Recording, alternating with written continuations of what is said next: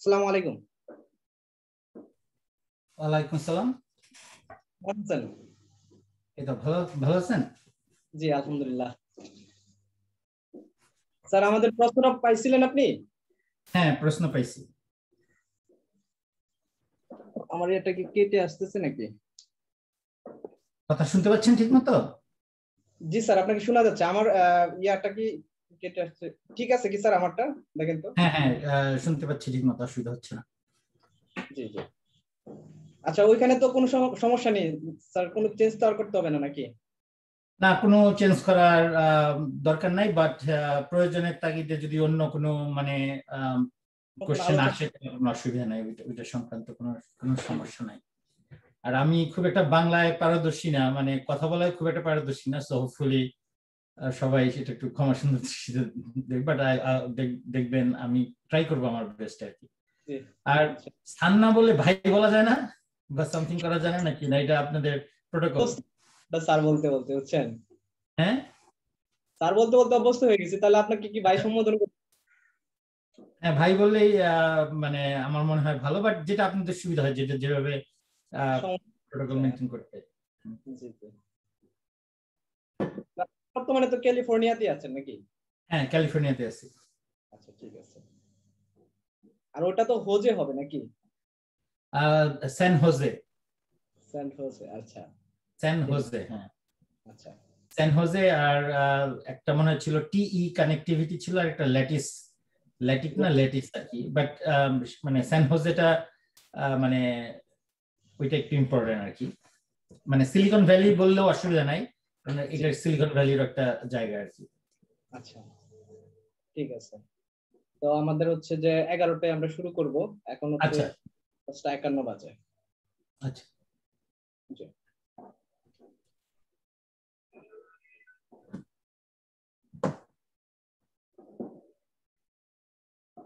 আপনার নাম হচ্ছে আরিফুল না?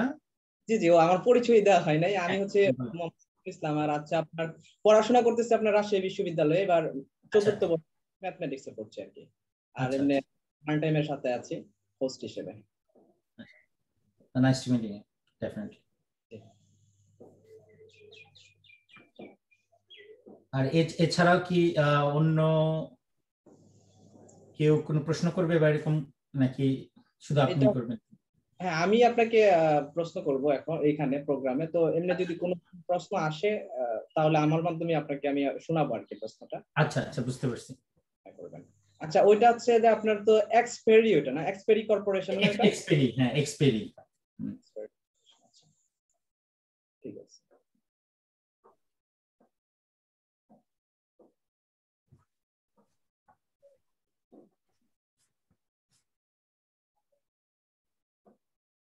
সাধারণত কতজন জয়েন করে, লাইক লাইভও কি প্রায় 50-100 জন জয়েন করে, না আরো বেশি? বিষয় মানে আপনার হচ্ছে যে আমাদের সরাসরি লাইভে অল্প থাকে, কিন্তু পরবর্তীতে ভিউ বেশি হয় আর কি। পরে বিরুদ্ধে ভেবেছে, বুঝতে পারছি। এই প্রোগ্রাম গুলা দেখে অনেকে। আর আগে জুমেও অনেকে অ্যাড হতো, কিন্তু ইদানিং আমরা হচ্ছে জুমে বেশি একটা নিচ্ছি না।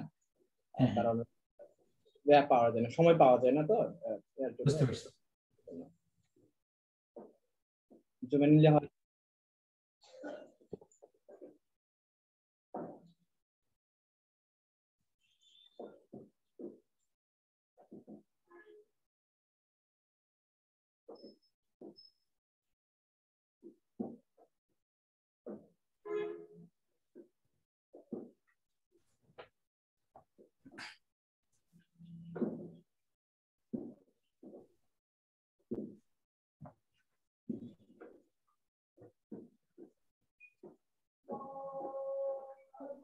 আচ্ছা, তাহলে আমরা অপেক্ষা করি আমাদের হ্যাঁ সময়ের জন্য। শিওর, অসুবিধা নেই।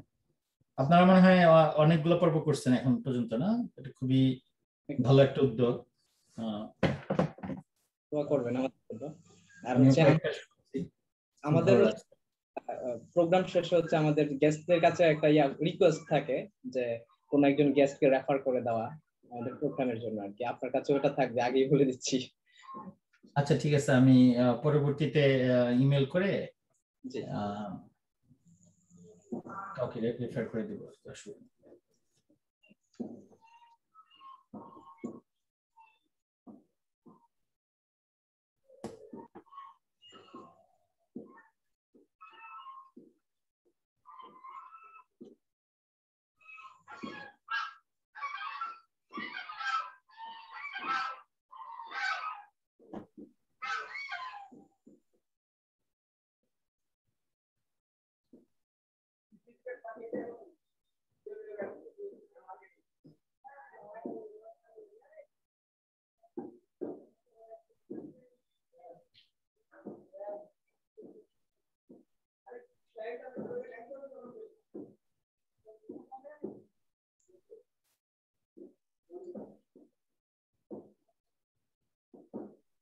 রোজার এখন ওখানে কয়টা বাজে ক্যালিফোর্নিয়া? এখন রাত 10টা বাজে।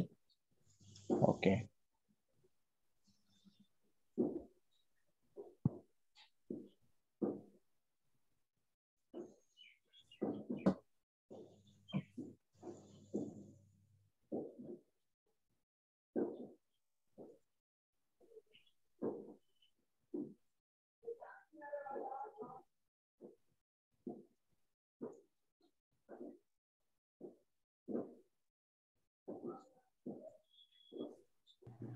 আমি লাইভে যাওয়ার প্রিপারেশন নিচ্ছি, আর 1 মিনিট আছে। জি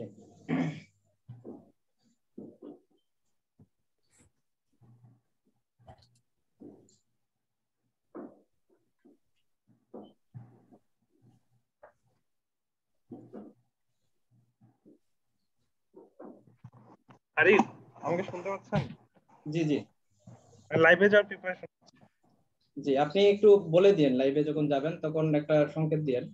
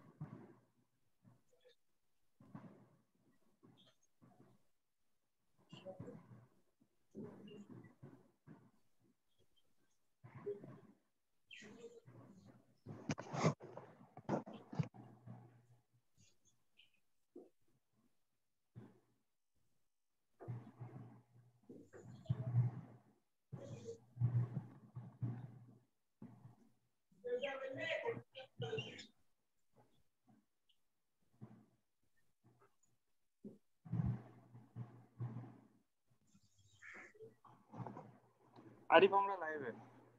সম্মানিত দর্শক এবং দেশের বাইরে যে যেখান থেকে আমাদের শুনছেন সবাইকে জানাচ্ছি আন্তরিক শুভেচ্ছা এবং অভিনন্দন। আপনি জানেন কি কর্পোরেট সেক্টরে ক্যারিয়ার গঠনের চ্যালেঞ্জগুলো কি? জানতে লার্ন টাইমের সাথেই থাকুন, দেখতে থাকুন জীবনের গল্প থেকে শিক্ষা অনুষ্ঠান। লার্ন টাইমের জীবনের গল্প থেকে শিক্ষা অনুষ্ঠানের 38তম পর্বে নিজের জীবনের উত্থান পতনের গল্পটি শেয়ার করতে আমেরিকার ক্যালিফোর্নিয়ার সান হোস শহর থেকে সম্মানিত অতিথি হিসেবে আমাদের সাথে আজকে যুক্ত হচ্ছেন Abul Nuruzzaman, vice president product marketing and corporation. Abul Nuruzzaman, আপনাকে আমন্ত্রণ জানাচ্ছি আমাদের আজকের এই লাইভ অনলাইন ভিত্তিক সাক্ষাৎকার অনুষ্ঠানে। কেমন আছেন? ভালো আছি, ধন্যবাদ আমাকে আমন্ত্রণ করার জন্য। আমি সত্যি খুশি সবার সাথে আমার জীবনের কিছু গল্প এবং কর্পোরেট লাইফের কথা শেয়ার করতে পারার সুযোগ তৈরি করার জন্য। অসংখ্য ধন্যবাদ, আপনার প্রতি বিশেষ কৃতজ্ঞতা প্রকাশ করছি লার্ন টাইম পরিবার পক্ষ থেকে। তো আপনার কাছে আমরা প্রথমে যে বিষয়টি জানতে চাচ্ছি সেটা হচ্ছে যে এক্সপেরি কর্পোরেশন কি নিয়ে কাজ করে, আসলে আপনি ওইটাতে ভাইস প্রেসিডেন্ট দায়িত্বে আছেন, এই সম্পর্কে যদি বিস্তারিত বলতেন। এক্সপিরি কর্পোরেশন আমরা আসলে অনেকগুলো টেকনোলজি নিয়ে কাজ করি। তার মধ্যে প্রধান হচ্ছে অডিও টেকনোলজি, এর সাথে সাথে আমাদের রয়েছে ইমেজিং এবং ভিডিও এনহ্যান্সমেন্ট টেকনোলজি। এছাড়া আমাদের রয়েছে 3D সেমিকন্ডাক্টর টেকনোলজি। এই টেকনোলজিগুলি সাধারণত আমরা অন্যান্য কোম্পানি বা কর্পোরেশনের কাছে বিক্রি করে থাকি। আমাদের এই টেকনোলজিগুলি সাধারণত বিভিন্ন রকমের ইলেকট্রনিক্স প্রোডাক্টস লাইক স্মার্টফোন, তারপর অটোমোটিভ অ্যাপ্লিকেশন, এছাড়া বিভিন্ন রকমের যারা ইলেকট্রনিক্স বানায় তারা ইউজ করে। এছাড়াও ভিডিও স্ট্রিমিং যেসব কোম্পানিগুলো করে ওগুলা ইউজ করে থাকে। আর আমাদের প্রায় 11,000-এর উপরে প্যাটেন্ট আছে। এই বিভিন্ন জিনিস আমরা উদ্ভাবন করি, সেই প্যাটেন্ট গুলো আমরা একটা আইপি লাইসেন্সিং, ওইটার একটা বিশাল বিজনেস আমাদের রয়েছে। বিশাল সম্ভার প্যাটার্নের। তো আপনার কাছে জানতে চাচ্ছি যে আপনি ওই কোম্পানিতে কিভাবে সুযোগটি পেলেন কাজ করার? আসলে কোম্পানিতে সুযোগ আসা মানে পাওয়ার ব্যাপারটা, আমি এই কোম্পানিতে প্রায় 5.5 বছর 6 বছর ধরে আছি। এই এই সুযোগটা আসলে এসেছে। এর আগে আমি সিলিকন ভ্যালিতে অনেক দিন ধরে কাজ করছি।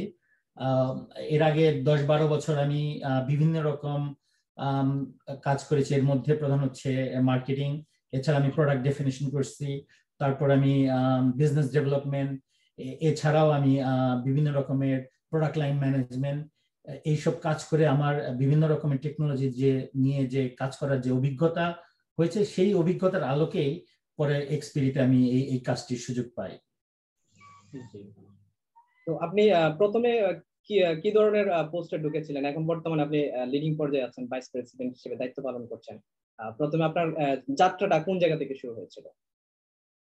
এক্সপিডিতে আমি ডিরেক্টর হিসেবে জয়েন করছিলাম, পরে সিনিয়র ডিরেক্টর, তারপর আবার এখন ভাইস প্রেসিডেন্ট হয়েছি। আমার সিলিকন ভ্যালিতে যাত্রা আসলে 2004 সালে। আমি তখন ক্যালিফোর্নিয়ার ইউসিএলএ মানে লস অ্যাঞ্জেলেস ক্যালিফোর্নিয়া বিশ্ববিদ্যালয়ের লস অ্যাঞ্জেলেস থেকে ইলেকট্রিক ইঞ্জিনিয়ারিং পাশ করে আমি এএমডি অ্যাডভান্স মাইক্রো ডিভাইস নামে একটা কোম্পানির প্রোডাক্ট মার্কেটিং ইঞ্জিনিয়ার হিসেবে জয়েন করি। তারপর সেখান থেকে আরো কয়েকটা কোম্পানি, সাইপ্রাস সেমিকন্ডাক্টর, এরপরে আমি টি কানেক্টিভিটি, ল্যাটিস, এগুলো কয়েকটা কোম্পানিতে কাজ করার পরে এই এক্সপিরিতে জয়েন করি। সেখানে আমার বিভিন্ন রকম কাজের সুবাদে আস্তে আস্তে আমার বিভিন্ন রকম দায়িত্ব বাড়তে থাকে, সেই সাথে সাথে ক্যারিয়ারের অগ্রযাত্রাও সাথে সাথে হয়। তো আপনার হচ্ছে ওই ওই জায়গায় আপনার ডিরেক্টর থেকে এখন বর্তমানে আপনি ভাইস প্রেসিডেন্ট। তো এই পদোন্নতিটার জন্য আপনার কোন গুণটাকে আপনি প্রথমে রাখতে চান, যে আপনি কোন গুণের কারণে আসলে এই জায়গায় আপনি পৌঁছাতে পেরেছেন? এর জন্য আসলে কর্পোরেট ওয়ার্ল্ডে সাকসেসফুল হওয়ার জন্য কিছু জিনিস দরকার হয়। প্রথমত আসলে একটা হচ্ছে বাহ্যিক যে ব্যাপারটা হচ্ছে কোন কোম্পানিতে আছি এবং কি করতেছি। সাধারণত আমরা যদি কোন রকম কর্পোরেট কোম্পানিতে কাজ করব, এই জিনিসগুলা জব যখন খোঁজা হয়, এটা এটা বেটার হচ্ছে যে যে কোম্পানিটা প্রবৃদ্ধি মানে গ্রোথ ওরিয়েন্টেড, তারা নতুন জায়গায় কাজ করতেছে, নতুন কাস্টমার বেস আছে, তখন সাধারণত ওই কোম্পানিগুলা অনেক রকম অপরচুনিটি তৈরি হয়। আর যেসব কোম্পানিগুলো গ্রোথ কম, তাদের মধ্যে সাধারণত মানুষজন কি করবে এটা নিয়ে ব্যস্ত থাকে, পলিটিক্স হয়, অনেক রকম প্রবলেম হয়। এই জন্য শুরুতেই যখন আমরা অপরচুনিটি দেখি, যখন জব অফার নেই, তখন মানে যে সেক্টরগুলা যে কোম্পানিগুলা গ্রো করতেছে এবং সেই সব জায়গায় ঢোকা উচিত। এটা হচ্ছে একটা প্রথম ভালো দিক করতে পারলে। তারপরে ভিতরে ঢোকার পরে আমার মনে হয় যে জিনিসগুলো সবচেয়ে বেশি কাজে লাগে এটা হচ্ছে একটা লিডারশিপ কোয়ালিটি, যেটার মধ্যে মানে প্রোঅ্যাক্টিভনেস থাকতে হবে বা অনেকটা অ্যান্টিসিপেট করার ক্ষমতা থাকতে হয় আর কি। যেমন আমরা আসলে একটা খুবই কম্পিটিটিভ একটা ওয়ার্ল্ডে বাস করি। এখানে যেসব প্রবলেমগুলো আছে, বিভিন্ন মানুষ এই প্রবলেমগুলা, বিভিন্ন কোম্পানি এই প্রবলেমগুলো সলভ করার চেষ্টা করে। তো স্বভাবতই যে আগে এই প্রবলেমগুলো বুঝতে পারে, যে এই প্রবলেমগুলো আগে সলভ করে মানুষের কাছে নিতে পারে, সেই সাধারণত সেই বিজনেসটা পায় বা গ্রো করার সহায়তা পায়। এই জন্য কোম্পানির ভিতরে আমরা যারা যখন কাজ করি, যারা যেসব এমপ্লয়িরা সাধারণত প্রোঅ্যাক্টিভ এবং এন্টিসিপেট করতে পারে মানে ফিউচারিস্টিক কি দরকার, কি করলে ভালো হয়, মানে আমাকে বলার আগে যে এটা করো, বলার আগে আমি নিজের থেকে কিভাবে এইটা করলে ভালো হয়, এইটা করলে ভালো, এইসব প্রস্তাবগুলো যখন কোম্পানি বিভিন্ন রকমের উপরের পর্যায়ের এক্সিকিউটিভকে দেখা হয়, তখন তারা স্বভাবতই এই জিনিসগুলো রিকগনাইজ করে। হয়তোবা প্রথমবার তারা হয়তোবা করে না, তখন পরবর্তী দেখে যে করলে ভালো হইতো, তখন সেকেন্ড টাইম যখন আবার বলি তখন তারা শুনে। এই এই এই প্রোঅ্যাক্টিভনেসটা আসলে খুবই ইম্পর্টেন্ট বলে মনে করি। আর এছাড়া আরেকটা জিনিস যেটা আমার মনে হয় খুবই গুরুত্বপূর্ণ, মানে কোম্পানি বা কর্পোরেট ওয়ার্ল্ড হচ্ছে একটা সমষ্টিগত জায়গা, মানে এটা এককভাবে ভালো করা না, এটা সমষ্টিগতভাবে ভালো ভালো করার কথা, মানে ভালো করতে হয়। মানে কোম্পানির একটা ডেফিনেশন হচ্ছে এক একজন মানুষের এক একটা স্কিল থাকে, সেই সবগুলো স্কিলে কাজ করার পরে, বিভিন্ন ফাংশনাল গ্রুপে কাজ করার পরে একটা সম্মিলিতভাবে একটা প্রোডাক্ট মানে প্রোডাক্ট বা সার্ভিসেস এটা বের হয়, যেটা সবার উপকারে আসে। তো স্বভাবতই যে মানুষটা এই কর্পোরেট এনভায়রনমেন্টে বিভিন্ন ফাংশনাল গ্রুপের সাথে ভালো মতো কমিউনিকেট করতে পারে, ভালো মতো তাদের সাথে বন্ধুত্ব করার একটা সম্পর্ক রেখে একটা কাজ বা একটা গোল যে ডেলিভার করতে পারে সে সাধারণত সফল হয়। আমার মনে হয় এই জিনিসগুলো আসলে আমার পদোন্নতির ব্যাপারে অনেকটা সহায়তা করেছে। জি জি, অসংখ্য ধন্যবাদ। অনেক চমৎকার কিছু কথা আপনি এই মুহূর্তে তুলে ধরেছেন। সম্মানিত দর্শক, আমরা আজকে কথা বলছি আবুল নুরুজ্জামান স্যারের সঙ্গে। তিনি vice president product marketing and exploratory কর্পোরেশনের। তো উনি যে বিষয়টি আপনাদের সামনে তুলে ধরেছেন সেটি হচ্ছে যে আপনার আইডিয়া জেনারেশন, মানে আইডিয়া জেনারেট করার মতো একটা সক্ষমতা যদি আপনার থাকে এবং হচ্ছে সে কাজ করার সৎ মানসিকতা যদি আপনার থাকে, তাহলে আপনি অবশ্যই লিডিং পর্যায়ে যেতে পারবেন। তো স্যার, আমরা একটা বিষয় জানি, যেটা হচ্ছে যে আপনি পেগাস টেক ভেঞ্চারের আপনার একটা অংশীদারিত্ব রয়েছে। তো এটার এই প্রতিষ্ঠানের যাত্রা কবে থেকে শুরু হলো এবং এটা কি নিয়ে কাজ করে, কার্যক্রম বিস্তারিত যদি বলতেন আমাদের। আচ্ছা, তাহলে আমি একটু পেগাসাস টেক ভেঞ্চারের মানে বাংলাদেশের যে শাখাটা নিয়ে আমি কাজ করি সেটার একটু অতীত নিয়ে কথা বলি আর কি।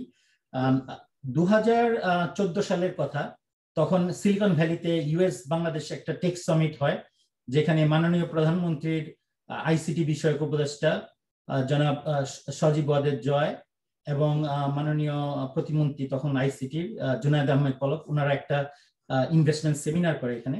সেই সেমিনারে আমি পেগাসাস টেক ভেঞ্চার্স এর যে প্রতিষ্ঠাতা ডক্টর আনিসুজ্জামান, উনাকে নিয়ে যাই।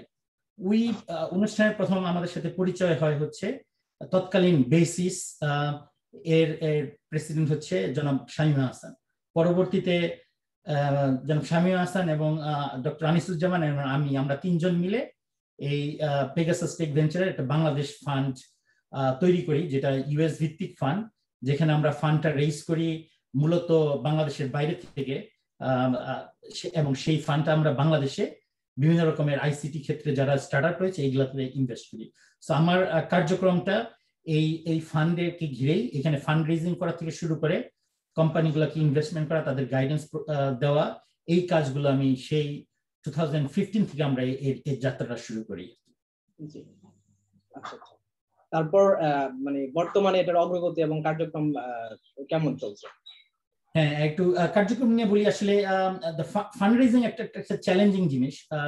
একটা প্রথম চ্যালেঞ্জিং জিনিস হচ্ছে বাংলাদেশকে আসলে বাইরের বিভিন্ন ইনভেস্টরের কাছে তুলে ধরা, এখানে যে পটেনশিয়াল ভালো, এবং বিশেষ করে যে আইসিটি ক্ষেত্র, যে এই ক্ষেত্রে আমাদের ইন্টারেস্ট ছিল আসলে ই কমার্স, তারপর রাইড শেয়ার, মোবাইল পেমেন্ট, এইসব জিনিসগুলো, এইসব জিনিসের যে একটা সম্ভাবনা আছে, এই সম্ভাবনা বাইরের দেশে বিভিন্ন রকম ইনভেস্টর তুলে ধরা। তো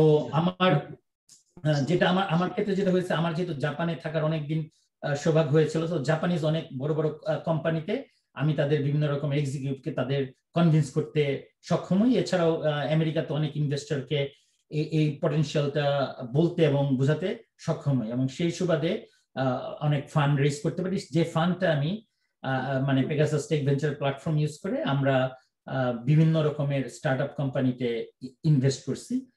তার মধ্যে প্রধান হচ্ছে সহজ.com, আজকেরডিল.com, বাগডুম.com, হ্যান্ডিমামা, ডিজিকন, প্রিয়, এরকম অনেকগুলো আমরা বিভিন্ন রকম কোম্পানিতে ইনভেস্ট করেছি।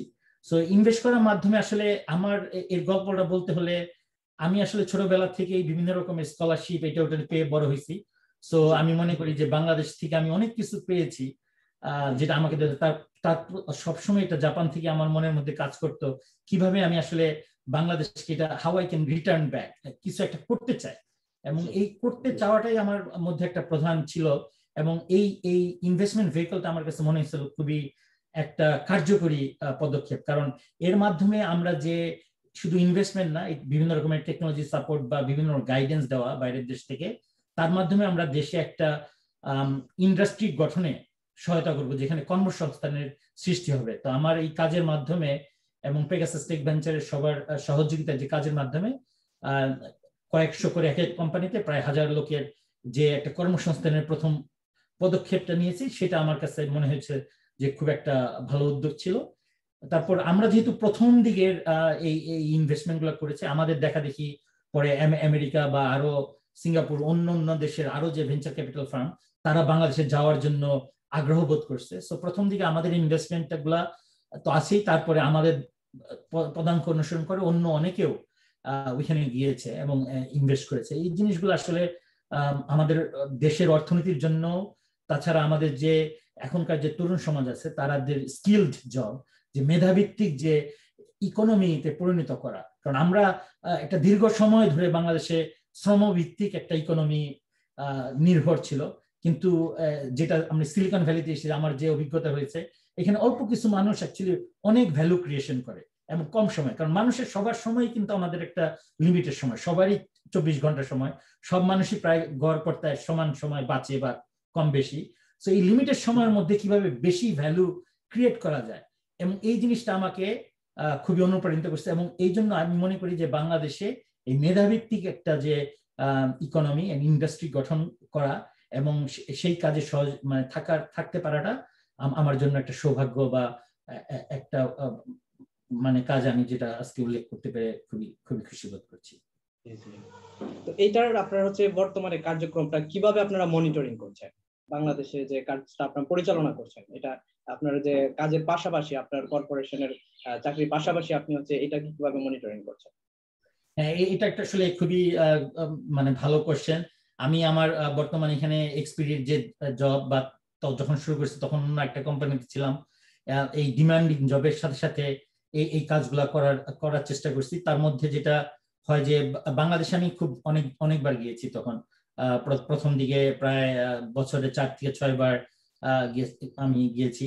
এমন হয়েছে যে জাপানিজ কোম্পানির অনেক বিভিন্ন কোম্পানির সিইও এদের নিয়ে বাংলাদেশ ভিজিটে গেছি। অনেক সময় এইখান থেকে আমি শুক্রবার অফিস শেষ করে বাংলাদেশে প্রায় 22 থেকে 24 ঘন্টা ফ্লাই করে ওইখানে মানে স্যার 2 দিন মিটিং করে আবার এখানে যখন ফেরত এসে মানডে থেকে আবার এখানে অফিস করেছি। সো উইকেন্ডের জন্য আমি বাংলাদেশ পর্যন্ত গিয়েছি। এভাবে করে আসলে প্রত্যেকটা বিজনেস মনিটর করা, তাদের গাইডেন্স করা। তারপর আমি অনেকগুলো কোম্পানিতে বোর্ড অফ ডিরেক্টর হিসেবে ছিলাম, এখনো আছি। তো ওই বোর্ড মিটিং গুলো অ্যাটেন্ড করা এবং তাদের বিভিন্ন রকমের যে পারফরমেন্স কি গাইডেন্স এগুলো মনিটর করা এবং গাইডেন্স দেওয়া। আর তাছাড়া এখনো বাংলাদেশের নিজেরাই আসলে ওই যারা লোকালি ওখানে বিজনেস করতেছে এটা সবাই খুবই সাকসেসফুল, তারা খুবই ভালো শিক্ষিত এবং ভালো ম্যানেজমেন্ট। এবং আমি নিজেই অবাক হই তারা তাদের যে কোয়ালিটি অফ লিডারশিপ, তারা গ্লোবাল লেভেলে, রাইট, এখানেও তারা একইভাবে সাকসেসফুল হইতো। তো তারাই ওখানে করতেছে। সো আমাদের ওইভাবে মনিটরিং বলাটা ঠিক হবে না, বরং একসাথে ডিসকাশন বা গাইডেন্স যদি কিছু লাগে বা কোনো হেল্প লাগে, কানেকশন লাগে, ওগুলোই ওইটুক পর্যন্তই লাগে। তাছাড়া ওনারা নিজেরাই আসলে খুব ভালো মতো বিভিন্ন রকমের পরিচালনা করে থাকে আর কি। জি জি জি, অসংখ্য ধন্যবাদ স্যার।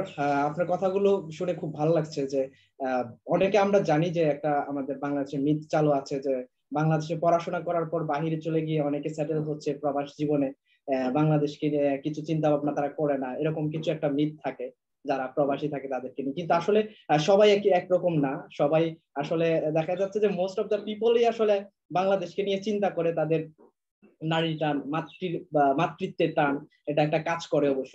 তো এক্ষেত্রে আপনি একটা উজ্জ্বল দৃষ্টান্ত, অনেক পরিশ্রম করছেন বাংলাদেশের জন্য। বাংলাদেশের বিভিন্ন সেক্টর, যে অর্থনৈতিক সেক্টরে দেখা যাচ্ছে যে শিল্প প্রতিষ্ঠানগুলো কিভাবে একটু এগিয়ে নেওয়া যায়, এটা খুব ভালো লাগলো। তো আমরা আরেকটি বিষয় আপনার কাছে জানতে চাই, সেটি হচ্ছে যে আপনি লেটেস্ট সেমি কন্ডাক্টর, তারপর হচ্ছে টিই কানেক্টিভিটি এবং সাইপ্রেসে কাজ করার আপনার সুযোগ হয়েছে। তো সেই প্রতিষ্ঠানগুলোর কাজ করার অভিজ্ঞতা যদি আমাদেরকে শেয়ার করেন। আমি খুব ছোট করে বলি, লেটেস্ট সেমিকন্ডাক্টর আমার একটা প্রোডাক্ট আমি ডেফিনেশন করছি, যেটা তখন ওখানে এটা এখন এটা one of the most successful product by revenue and success. So ওইখানে আমি প্রোডাক্ট ডেফিনেশনের দায়িত্ব ছিলাম। এছাড়া তারপর প্রোডাক্টটা লঞ্চ করা মানে ম্যানেজমেন্ট করা সেটার দায়িত্ব ছিলাম। আর কি কানেক্টিভিটি আসলে আমি বিভিন্ন রকম টাচ সেন্সর, এই টাচ সেন্সর গুলো নিয়ে কাজ করতাম। এবং ওইখানে আমি একটা নতুন বিজনেস ইউনিটের প্রোডাক্ট লাইনের বিজনেস ইউনিটের দায়িত্ব গ্রহণ করে সেটা থেকে স্ক্র্যাচ থেকে নতুন প্রোডাক্ট বের করে সেটাকে বাজারজাত করা পর্যন্ত, সেই ডেফিনেশন থেকে ওইটা নেওয়া পর্যন্ত ওই কাজগুলো করেছি। ওইখানে আমি অনেক রকম সাপ্লাই চেইন রিলেটেড শিক্ষা ছাড়াও অনেক রকম টেকনোলজি তো অবশ্যই শিক্ষা পেয়েছি। এছাড়া যে বিজনেসটাকে দাঁড়া করানো, ডেভেলপমেন্ট করানো, এই জিনিসগুলো আমার অনেক অভিজ্ঞতা হয়। আর সাইপ্রাসে আসলে আমি মানে 4 বছরের মতো কাজ করেছি। এই কোম্পানিটার একটা ভালো দিক হলো অনেক রকমের প্রসেস ছিল। এখন এই কোম্পানিটা আসলে ইনফিনিয়ন কিনে নেওয়ার পর এখন ইনফিনিয়ন হয়ে গেছে, বাট ওই কোম্পানিটা অনেক প্রসেস ওরিয়েন্টেড ছিল, যেখানে চেক এন্ড ব্যালেন্স সহ কিভাবে মানে ম্যানেজমেন্ট করা যায়। একটা ম্যানেজমেন্ট ট্রেনিং এর জন্য মানে ওই কোম্পানিটার অভিজ্ঞতা খুব কাজে লাগছে, যে অভিজ্ঞতার মাধ্যমে আমি ভবিষ্যতে এটা বিজনেস ম্যানেজমেন্ট হোক, পিপল ম্যানেজমেন্ট হোক, অথবা বিভিন্ন রকমের প্রজেক্ট ম্যানেজমেন্ট হোক, এই কাজগুলো যাতে ভালো করা যায় সেই অভিজ্ঞতাগুলো আমার খুব ভালো কাজে লাগছে। সো আমার ক্যারিয়ারে এই জন্য আমি অনেকবারই আসলে বিভিন্ন রকমের কোম্পানিতে নতুন জিনিস চেষ্টা করছি, ট্রাই করছি নতুন কিছু শেখার জন্য। সেটা হয়তো বা টেকনোলজি ডিফারেন্ট হতে পারে, প্রোডাক্ট ডিফারেন্ট হতে পারে, আবার অনেক সময় যে রোলটা আমি প্লে করতেছি বা যে এই কাজটা যাতে ভিন্ন রকমের অভিজ্ঞতা হয়, এই জিনিসগুলো আমি পছন্দ করি বিধায় আমি এভাবে করছি। সবার ক্যারিয়ার যেভাবে হতে হবে এমন কথা নাই, অনেকে একটা ডোমেইনে অনেক এক্সপার্ট হয়, ওইটাই ওয়ার্ল্ড ক্লাস হইলে সেটাও অনেক ভ্যালুয়েবল। আবার আমার মতো যারা অনেক কিছু এটা করে দেখতে চায়, একখানে বেশি দিন একইভাবে থাকতে পছন্দ করে না, তারা হয়তো বা বিভিন্ন জিনিস ট্রাই করে এবং সেই অভিজ্ঞতা অর্জন করার এই সিলিকন ভ্যালিতে থাকাতে এই সুযোগগুলো আমার আসলে অনেক রকমের সুযোগ আমার ক্যারিয়ারে হয়েছে, যেগুলো পরবর্তীতে বিভিন্নভাবে কাজে লাগছে। অসংখ্য ধন্যবাদ স্যার। সম্মানিত দর্শক, আজকে আমরা কথা বলছি আবুল নুরুজ্জামান স্যারের সঙ্গে, ভাইস প্রেসিডেন্ট প্রোডাক্ট মার্কেটিং এট এক্সপেরি কর্পোরেশন। আপনাদের যদি কর্পোরেট সেক্টরে বিভিন্ন চ্যালেঞ্জিং বিষয় সম্পর্কে বা হচ্ছে কিভাবে ভালো উজ্জ্বল ক্যারিয়ার গঠন করা যায় সে সম্পর্কে কোনো ধরনের কোশ্চেন যদি থাকে, তাহলে আপনারা আমাদের কোশ্চেন করতে পারেন ফেসবুক পেজের মাধ্যমে, অথবা হচ্ছে যে আপনারা যারা আমাদের সাথে জুমে যুক্ত আছেন তারা আপনাদের হ্যান্ড রেজ করতে পারেন, আপনাদেরকে সুযোগ দেওয়া হবে সরাসরি প্রশ্ন করবার। অসংখ্য ধন্যবাদ স্যার। তো আমরা একটু আগাতে চাই। আমাদের পরবর্তী কোশ্চেনটা হচ্ছে কর্পোরেট সেক্টরে লিডিং পর্যায়ে যাবার জন্য পূর্ব শর্তগুলো আসলে লিডিং পর্যায়ে যাবার জন্য পূর্ব শর্তগুলো। হ্যাঁ, আমি যেটা আগে বলতেছিলাম যে কর্পোরেট সেক্টরে যাওয়ার জন্য প্রথমে নিজেকে গড়ে তুলতে হবে, এবং গড়ে তোলার জন্য অবশ্যই প্রথম অপরচুনিটিটা খুব ইম্পর্টেন্ট। যে কোনো একটা কোম্পানির আন্ডারে কাজ করে সেই কাজটা শেখা, কর্পোরেট কালচার গুলা কিভাবে কাজ করে এই জিনিসটা বোঝা। প্রথমতই আমাদের বুঝতে হবে যে কর্পোরেটটা কিভাবে কাজ করে। এখানে যারা ম্যানেজমেন্ট পজিশনে আছে তারা দীর্ঘমেয়াদী পরিকল্পনা করে, তারা ভবিষ্যতে এটা কোন দিকে যাবে এই কাজগুলা করে। যারা মিডল ম্যানেজমেন্ট বা মানে ফাংশনাল ম্যানেজমেন্টে আছে তারা তাদের টিমগুলা কিভাবে কি কাজ করবে, তাদের রোডম্যাপ কি হবে, তারা কি কাজগুলা করে। আবার প্রত্যেকটা কোম্পানিতে যে প্রোডাক্ট এন্ড সার্ভিসেস, সেই প্রোডাক্টগুলা ডেভেলপমেন্ট করার লোক আছে বা সেই প্রোডাক্টগুলাকে প্রোডাক্টাইজেশন করার লোক আছে। আবার কিছু সহায়ক রোল থাকে অনেক সময়, যেমন ফাইন্যান্সের রোল থাকে, এইচআর এর রোল আছে, আইটি রিলেটেড রোল আছে। তো আমি মনে করি যে কোম্পানি যেসব ক্ষেত্রে প্রোডাক্ট এন্ড সার্ভিস ওই সব রোলগুলা কাছাকাছি থাকতে পারলে ভালো হয়। ডেভেলপমেন্টই হোক বা সেটাকে মানে রেভিনিউ রিলেটেড কোনো কাজগুলো জবগুলো করতে পারলে ভালো হয়। তাহলে ওই কোম্পানিতে তখন যে রোলটা, যার রোলটা বেশি ইম্পর্টেন্স পায়, এবং ওই ইম্পর্টেন্স পেলে ওইখানে যদি বিভিন্ন রকমের অভিজ্ঞতা বা ভালো জিনিস করা যায় তাহলে এটা সবার চোখে পড়ে। মানে কর্পোরেট একটা বিশাল, আমরা অনেক মানুষ একসাথে কাজ করে, তো সাধারণত যে কাজগুলা বেশি ইম্প্যাক্ট ক্রিয়েট করে বিজনেসের জন্য বা কোম্পানির যে লং টার্ম যে গোলগুলো আছে বা শর্ট টার্ম গোলগুলো আছে, সেই কাজগুলো যে ভালো এক্সিকিউট করতে পারে, যে সেই আইডিয়াগুলো ভালো দিতে পারে, তারই সাধারণত ক্যারিয়ার গ্রোথ ভালো হয়। তো সেই জিনিসগুলো ট্যালেন্ট মোটামুটি সবারই কম বেশি থাকে, কিন্তু কিভাবে এই কর্পোরেট কালচারটা কাজ করে এই কালচারটা বুঝে সেই কালচারের সাথে অ্যাডজাস্ট করে সেইখানে যে ভ্যালুয়েট করাটা, সেই ভ্যালুয়েট করাটা খুবই গুরুত্বপূর্ণ বলে আমি মনে করি। এবং যে এটা করতে পারে সে তখন সেই সাকসেস গুলা পায়। অসংখ্য ধন্যবাদ। আমাদের মাঝে দর্শক সারি থেকে আমাদের লার্ন টাইমের কো ফাউন্ডার সিরাজুল হক স্যার আপনার কাছে কিছু জানতে চাচ্ছে। স্যার কে আমন্ত্রণ। আসসালামু আলাইকুম। জি, আমি আপনাকে প্রথমে অভিনন্দন জানাচ্ছি যে পেগাসাস টেক ভেঞ্চারের যে রিসেন্ট আসলো, আইপিওতে গেছে কয়েনবেস, সেটা $100 বিলিয়ন একটা কোম্পানি, সেটার সাথে পেগাসাস ইনভলভ। আর আরো ভালো লাগে আমার কাছে যে পেগাসাসের সাথে বাংলাদেশে অনেকে ইনভলভ। যে এরকম একটা কোম্পানি, আমরা $100 বিলিয়ন একটা কোম্পানির সাথে ইনভলভ থাকার জন্য আমি আমার মানে মানে আমি খুবই এক্সাইটেড যেদিন নিউজটা দেখি যে ইয়েতে যাই, আইপিও তে যাই। আমি প্রাইসটা খেয়াল করছিলাম যে $100 বিলিয়ন একটা কোম্পানির সাথে আমাদের মানে কোনো না কোনো ভাবে ইনভলভ আছে। আচ্ছা, আমি আমার পরিচয়টা দিই, আমি লার্ন টাইমের কো-ফাউন্ডার। আমরা লার্ন টাইম মূলত ই লার্নিং নিয়ে কাজ করছি, মানে একটা প্রবলেম সলভিং। বাংলাদেশের প্রেক্ষাপটে যখন সব স্কুল কলেজ বন্ধ, সেই সময় আমরা ই লার্নিং এর একটা প্ল্যাটফর্ম নিয়ে আসছি, যেটা 1-to-1 পড়ায় থাকি বাংলাদেশের স্টুডেন্টদের, মানে মানে প্রত্যেকটা ইন্ডিভিজুয়ালি। যে এই পড়াশোনার যে বড় একটা ঘাটতি হচ্ছে মানে বাংলাদেশের ছেলেপেলের, সেইখানে এখানে পড়াতে এসে যেটা দেখলাম যে এটা যে মানে এত বড় একটা মার্কেট, মানে মানে মানুষের যে নিড, এইরকম একটা নিড আছে, সেটা আমরা আগে আগে অন্যান্য সেক্টরে কাজ করেছি, কিন্তু এই প্যান্ডেমিকের পরবর্তীতে যে এত মানে হঠাৎ করে এত বড় একটা চাপের মধ্যে পড়ে গেছি যে এই সার্ভিসটা নিয়ে, যে চারিদিকে যে টিচার মানে পড়ানো দরকার, মানে প্যারেন্টসদের মানে রিকোয়েস্ট, আমরা এটা পাচ্ছি, আমরা ইনশাল্লাহ এটা আমরা কন্টিনিউ করছি। তা আমরা একটু জানতে চাচ্ছিলাম যে আসলে পেগাসাস আসলে মানে কোন একটা প্রতিষ্ঠানের কোন ভ্যালুকে বেশি গুরুত্ব দেয়, মানে টার্গেটকে কোন গুরুত্ব দেয় তাদের সাথে কাজ করার জন্য। এটা খুবই খুবই একটা ভালো কোশ্চেন। আপনার থ্যাংক ইউ যে পেগাসাস এর রিসেন্ট আইপিও বা আমাদের শুধু কয়েনবেজ না, এছাড়াও ডটড্যাশ ছাড়াও আরো অনেকগুলো সোফায় অনেকগুলো কোম্পানি আইপিও। যদিও আমি বাংলাদেশের ইনভেস্টমেন্টের সাথে বেশি জড়িত, বাট পেগাসাস এর অনেক টিম মেম্বার রয়েছে যারা এই কোম্পানি কাজ করে আসছে। তাছাড়া যে দ্য ফাউন্ডার আনিসুজ্জামান, উনিও এগুলোর সাথে খুবই ইনভলভ। তবে আপনার কোশ্চেনটা আমি অ্যান্সার করি, যেটা আপনি জিজ্ঞাসা করছেন যে লার্ন টাইমের অ্যাকচুয়ালি এই উদ্যোগটা খুবই ভালো।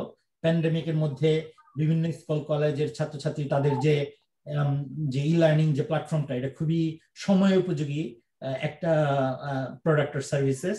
এবং এই সব কোম্পানির ক্ষেত্রে মানে একটা ভেঞ্চার ক্যাপিটাল ফান্ড যে জিনিসগুলো আসলে বেশি গুরুত্ব দেয় সাধারণত ইউজার বেস। তো আপনাদের যদি অনেক ইউজার বেস থাকে এবং গ্রোথ থাকে, সেটা খুবই ভালো জিনিস। কারণ এই ইউজার বেস গুলো সাধারণত একটা প্রোডাক্ট নিয়ে শুরু করে, পরে এই ইউজার বেস থেকে দেখা যায় যে এই প্রোডাক্ট থেকে আবার অন্য আরেকটা প্রোডাক্ট বা আরেকটা প্রোডাক্ট আসতে পারে। সো তখন কোম্পানিটার গ্রোথ পটেনশিয়াল ভালো থাকে। তো আমার মনে হয় যে প্রথম যে দিকটা সেটা হচ্ছে কি পরিমাণ অ্যাডপশন হচ্ছে, কি পরিমাণ মানুষ ইউজ করতেছে, সেই জিনিসটা সবচেয়ে গুরুত্বপূর্ণ। তারপরেও এখন যেহেতু গ্লোবাল একটা বিজনেস এনভায়রনমেন্ট, তো এখানে অনেক কোম্পানি হয়তো বা করার চেষ্টা করতেছে এই সিমিলার জিনিসগুলা।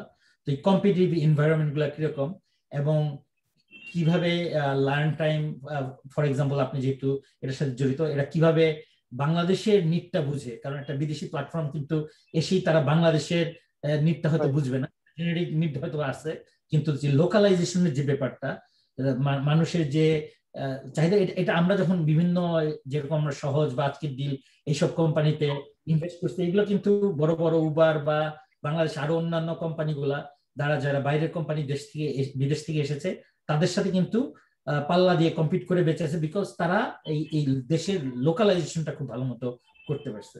তো আপনাদের এই প্ল্যাটফর্ম গুলো আমি মনে করি যদি লোকালাইজেশন গুলা দেশের এই প্রবলেম গুলা সলভ করে থাকে, এবং সেটা একটা গুরুত্বপূর্ণ অ্যাট্রাকটিভ ব্যাপার বলে মনে করি আমি। জি, মানে আমাদের প্রিভিয়াস যে কাজগুলো আছে মানে 1 ইয়ার পোর্টফোলিও, আমরা যেটা মানে গ্লোবালি, মানে নট অনলি বাংলাদেশ, আমরা গ্লোবালি যারা প্রবাসী আছে কিন্তু আমাদের কমিউনিটিকে আমরা সার্ভিসটা দিয়ে যাচ্ছি। তো আমাদের মনে 15টা দেশে আমাদের কার্যক্রম আছে, মানে যদি স্টুডেন্ট বেস ধরি। তো আমরা এটা দেখেছি যে আমরা মোটামুটি একটা ব্রেক ইভেন্ট একটা কোম্পানি, কিন্তু লোকাল মার্কেটে দেখলাম, শুধু বাংলাদেশের মধ্যেই দেখলাম যে মার্কেটটা নিড আছে সেখানে সার্ভ যদি করতে যায় পার ডে 1 লাখ ক্লাসের আমরা অর্গানাইজ করতে হবে, মানে 1 লাখ। মানে আমরা এখন যেটা করছি ম্যানুয়াল সিস্টেম, মানে ম্যানুয়াল সিস্টেমে যে স্টুডেন্ট টিচার সিস্টেম, মানে আমরা টোটালটাই ম্যানুয়াল সিস্টেমে করি। কিন্তু এটাতে এই 1 লাখে কনভার্ট করার জন্য আমার একমাত্র উপায় যে টেকনোলজিতে ইনভেস্ট করা। মানে মার্কেট দেখছি, ইকোসিস্টেম আছে, মানে আমাদের কাস্টমাররা আমাদের টাকা দিচ্ছে, যথেষ্ট পরিমাণ টাকা দিচ্ছে, কিন্তু আমরা ম্যানুয়াল করার জন্য আমাদের কাছে অনেক রকম প্রবলেম ফেস করতে, মানে এই জায়গাটা আমাদের মানে গ্রোথের আমাদের বড় একটা বাধা। যে আমরা যদি পুরোপুরি ভাবে মানে ইকোসিস্টেম থেকে আমরা মানে টেকনোলজিতে কনভার্ট করি, মানে অ্যাপ মানে প্রপার একটা অ্যাপ ডেভেলপ করতে পারি, তখন আমার মনে হয় যে মানে পার ডে 1 লাখ ক্লাসটা আমরা ম্যানেজ করতে পারবো। এখন আমরা যে 100 ক্লাস পার ডে যখন ম্যানেজ করতেছি, এটা আমাদের হিমশিম খেতে হচ্ছে যে মানে ইয়ের জন্য খুব বেশি টেকনোলজিতে ইনভেস্ট করতে পারিনি। তাই আমরা আশা করি পরবর্তীতে আবার সুযোগ হবে এই ব্যাপারে আমরা আরেকটা সুযোগ নিয়ে এই ব্যাপারে আমরা হয়তো ডিসকাস করতে পারি, তখন আমি আমার অভিজ্ঞতার আলোকে বিভিন্ন রকম কি করলে ভালো, বা আমি যদি যারা এই ব্যাপারে আসলে পারদর্শী তাদের হয়তো বা আমি আমি তাদের সাথে কানেক্ট করে দিতে পারি, যারা বিভিন্ন রকমের ইনপুট দিতে পারবে আর কি, আশা করি। জি জি জি, থ্যাংক ইউ আসসালামু আলাইকুম। অসংখ্য ধন্যবাদ। তো স্যার আপনার সাথে যে বিষয় নিয়ে কথা বলছিলাম সেখানে হচ্ছে আপনি পূর্ব শর্তগুলো নিয়ে আলোচনা করেছেন। তো পূর্ব শর্ত ফুলফিল করে যখন একজন লিডার হলো, তো লিডার হওয়ার পর প্রথম তো সে কর্মী ছিল, তারপর যখন সে কর্মী থেকে একজন নেতৃত্ব স্থানে চলে আসছে একজন ব্যক্তি হিসেবে, তো সেই জায়গা থেকে তার ইয়াটা কেমন, মানে এই লিডার হিসেবে তার গুণাবলীটা আসলে কি থাকা প্রয়োজন, এই সম্পর্কে যদি বলতেন। লিডার হিসাবে আসলে কয়েকটা জিনিস খুবই খুবই গুরুত্বপূর্ণ। একটা হচ্ছে যে কোম্পানিটার ভবিষ্যৎ কি, এটা 5 বছর পরে এটা কোন দিকে যাবে, এবং সেই সেই জায়গাগুলাকে, সেই ডিরেকশন গুলাকে যাতে ঠিক করা যায় বা ইনফ্লুয়েন্স করা যায়, এবং সেই সব ক্ষেত্রে আসলে কাজ করাটা খুবই গুরুত্বপূর্ণ বলে মনে করি আর কি, যখন ওই লিডারশিপ পজিশনে যায়। আরেকটা গুরুত্বপূর্ণ ব্যাপার হচ্ছে যে নেক্সট জেনারেশন লিডার যারা কোম্পানির মধ্যে অন্যান্য লিডারশিপ গ্রো করা, এবং এটা একটা কঠিন ব্যাপার, কারণ অনেক সময় লিডারশিপ রোলে যারা জুনিয়র লেভেল, যারা মানে প্রগ্রেস করার মতো, তাদের অনেক সময় গাইডেন্স করতে হবে, তাদের লাইমলাইটে আসতে দিতে হবে। তো এই জিনিসগুলো অনেক সময় অনেক লিডাররা অনেক সময় কনফিউজ থাকে, তারা অনেক সময় ওইভাবে সাপোর্ট করে না। বাট আমি মনে করি যে যারা বড় লিডার হতে চায় তারা আসলে কখনো ইনসিকিউরিটিতে ভুগে না, তারা তাদের বিভিন্ন রকমের দক্ষতা বা ইসের জন্য তারা সবসময় তাদের কাজ করে যায়, কিন্তু একটা প্রধান কাজ হচ্ছে যে কোম্পানির মধ্যে নেক্সট জেনারেশন যে লিডার তাদেরকে গ্রো করানো, তাদেরকে সামনে এগিয়ে যাওয়ার জন্য যে সহায়তা করা, সেই জিনিসগুলো কিন্তু খুব মানে মনোযোগ দিয়ে এবং ভালো মতো করতে হবে। আমার মনে হয় কোম্পানিকে যেভাবে নেওয়া দরকার, আবার সেরকমভাবে এই টিম গুলাকে মানে দক্ষ করে তোলা এবং এই জায়গাগুলোয় কাজ করার যথেষ্ট প্রয়োজন আছে বলে মনে করি। ধন্যবাদ স্যার। তো এই ক্ষেত্রে হচ্ছে যে মূলত একজন লিডার যখন একটা পজিশন থেকে আরেকটু উপরের দিকে যাবেন, তখন তো এই জায়গাটা খালি হয়ে যাবে। তো এখানকার জন্য তো একজনকে গড়ে তুলতে হবে, এরকম যে বিষয়টা আসলে। ধন্যবাদ। তো আমরা আরেকটি বিষয় জানতে চাচ্ছিলাম, সেটি হচ্ছে যে কমিউনিকেশন বিল্ড আপ করার সক্ষমতা থাকাটা কতটুকু জরুরি বলে আপনি মনে করেন? এটা খুবই জরুরি আসলে। কমিউনিকেশনটা যে কোনো কাজের জন্যই হলো মানে হোক না কেন, এটা খুবই ইম্পর্টেন্ট। কারণ আমরা এমন একটা মানে ওয়ার্ল্ডে এখন বাস করি যেখানে আমরা সম্মিলিতভাবে সবসময় কাজ করি। এখানে এককভাবে বড় কিছু করার অবকাশটা দিন দিন আসলে কমে যাচ্ছে। এখন সম্মিলিতভাবে আমরা ছোট ছোট জায়গা, যার যার পারদর্শিতার জায়গা একসাথে করি, তখন সম্মিলিতভাবে একটা প্রোডাক্ট, একটা সার্ভিস তৈরি হয়। তো এই গোলগুলা, যে কোম্পানি যে বড় রকমের যে গোলগুলা বা সেখানে কি কি টাস্ক ওই গোল থেকে করতে হবে, এই জিনিসগুলা যাতে সবাইকে বোঝানো, সবাইকে করা এবং টিমকে ম্যানেজ করা এবং ইনফর্ম করা, এই ক্লিয়ার কমিউনিকেশন গুলা খুবই গুরুত্বপূর্ণ বলে আমি মনে করি। আর তাছাড়া আমার ক্যারিয়ারে একটা জিনিস সবসময় যেটা কাজে লেগেছে, যে আমি বাংলাদেশে থেকেছি অনেকদিন, তারপর জাপানে গেছি, তারপর আমেরিকা এসেছি। সো বিভিন্ন রকম সময় আমি বিভিন্ন রকম মানুষের সাথে আসলে মেলামেশার একটা সুযোগ হয়েছে, বিভিন্ন রকম চিন্তা ধারণার মানুষের সাথে মেলামেশার সুযোগ হয়েছে। এতে কিভাবে বিভিন্ন রকম মানুষের সাথে কমিউনিকেশন করতে হয়, এই জিনিসগুলা আমার এক্সপিরিয়েন্স থেকে আমি অনেক কিছু লার্ন করেছি, যেগুলা কার্যক্ষেত্রে খুব ভালো কাজে লেগেছে। ধন্যবাদ স্যার। তো আরেকটা বিষয় আমরা জানতে চাই, সেটা হচ্ছে যে কর্পোরেট সেক্টরে ক্যারিয়ার গঠনের ক্ষেত্রে চ্যালেঞ্জ গুলোর মধ্যে মানে হচ্ছে প্রধান প্রতিবন্ধকগুলো আসলে কি কি, এগুলো আপনি কিভাবে মোকাবেলা করেছেন? আমি আগেও এটা নিয়ে কয়েকটা কথা বলেছি অবশ্যই, যেটা যে কোম্পানি যদি গ্রো না করে বা নতুন কিছু করার যদি সুযোগ কম থাকে, তো সেই জিনিসগুলা কাজ করা উচিত আর কি। তো অনেক সময় আরেকজন করতেছে না, এটাকে কমপ্লেইন করার থেকে কিভাবে করা যায়, এই অ্যাটিটিউড যদি থাকে, সেটা আমি মনে করি যে এটা একটা কোম্পানিগুলো এগুলো যেটা করা উচিত সেটা করতেছে না, সেটাকে আসলে প্রবলেম না থেকে সেটাকে অপরচুনিটি ভেবে নিজে ওই জিনিসগুলো আইডিয়া নিয়ে এসে সলভ করা, এই জিনিসটা খুবই গুরুত্বপূর্ণ বলে আমি মনে করি আর কি। ধন্যবাদ। তো আমরা জানতে চাচ্ছিলাম আপনি কোন ধরনের নন প্রফিটেবল অর্গানাইজেশনের সাথে যুক্ত আছেন কি? নন প্রফিট, অনেক নন প্রফিট অর্গানাইজেশন হয়তো বা বিভিন্ন রকমের সাপোর্ট যখন দরকার সেগুলো করে থাকি। তবে আমি পার্সোনালি কোনো নন প্রফিট নিয়ে এখন খুবই মানে ব্যস্ত, এটা বলা যাবে না বা করতেছি না। এটা একটা কারণও আছে। আসলে আমি জাপানে অনেকদিন ছিলাম, তারপরে আমেরিকাতে বড় হয়েছে, এখানে অনেকদিন আছি। তো আমি একটা ক্যাপিটালিস্টিক সোসাইটির যে ভ্যালু, এটা আমার মধ্যে অনেক কিছু বিরাজ করে। তো আমি মনে করি সবকিছুর একটা সময় আছে। আগে একটা সময় নিজের ক্যারিয়ার সাকসেস হওয়া বা যে আমার যে ক্ষেত্র, সেই ক্ষেত্রটা ফর প্রফিট একটা ক্ষেত্র, সেইটা সাকসেস হওয়ার পরে পরবর্তী জীবনে যখন আমি ক্লোজ টু রিটায়ারমেন্টে যাব তখন নন প্রফিট করা দরকার। তবে আমাদের একটা কালচারালি একটা চ্যালেঞ্জ যেটা থাকে, আমরা অনেক সময় মানে অন্যকে সাহায্য করতে ব্যস্ত, যখন নিজে তখন আমি সক্ষম ভাবে দাঁড়াইতে পারি নাই, তার আগেই সাহায্য করতে ব্যস্ত। সাধারণত এই অ্যাপ্রোচ গুলো ভালো, সবকিছুর দরকার আছে, কিন্তু এই অ্যাপ্রোচ গুলো আসলে খুব একটা বড় কিছু করতে পারে না, কারণ যখন নিজেই ওই সক্ষমতার মানদণ্ডে অল্প, তখন জিনিসগুলো তখন ছোট আকারে হয়। তবে যেটা একটা উদাহরণ আমি দিতে পারি, যেমন বিল গেটস যখন মাইক্রোসফট নিয়ে বিজি ছিল, তখন কিন্তু সে 5টা নন প্রফিট করে ওইখানে সময় দিয়ে যে কম্পিউটার ইন্ডাস্ট্রি গড়ে তুলে পৃথিবীকে চেঞ্জ করে দিচ্ছে। যে ফর প্রফিট যে অ্যাপ্রোচ, ফর প্রফিটের যে অ্যাপ্রোচটা আসলে অনেক বড়, অনেক মানে, কারণ নন প্রফিট গুলো অনেকগুলো অনুদান ভিত্তিক চলে, আর ফর প্রফিট গুলো সেলফ সাস্টেন একটা কাঠামোতে চলে। সে তখন এটা সময় দিচ্ছে এবং এটাকে অনেক বড় করার পরে তারপর সেখান থেকে সে যে অবস্থান নিয়েছে, তারপর সে গেটস ফাউন্ডেশন নন প্রফিট করছে।